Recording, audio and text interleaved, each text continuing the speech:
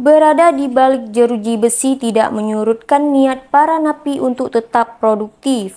Seperti terlihat di Lapas Kelas 2A Banda Aceh, para napi berhasil memproduksi aneka pot bunga dengan berbagai macam model.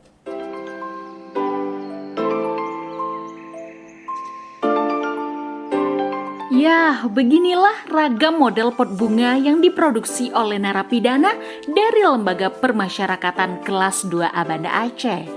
Sebelumnya, para narapidana telah terlebih dahulu dilatih untuk membuat pot bunga melalui program pelatihan kemandirian pada bulan September lalu.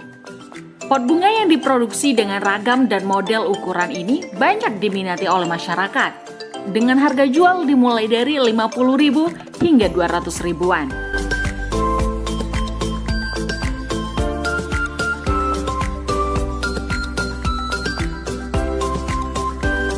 Melihat kreativitas para narapidana, Kepala Lapas Kelas 2A Banda Aceh, Said Mahdar, mengatakan para napi ini sengaja diberi berbagai pelatihan kemandirian agar setelah bebas nantinya mereka bisa memulai usaha dengan keahliannya. Tahun ini kita melatih ada 10 orang, yaitu selama 3 hari insya Allah telah menjadikan skill yang cukup bagus. Dan hari ini pot bunga itu telah menjadi primadona dari masyarakat. Ini pesanan-pesanan pun tidak mampu dilayani oleh di sini.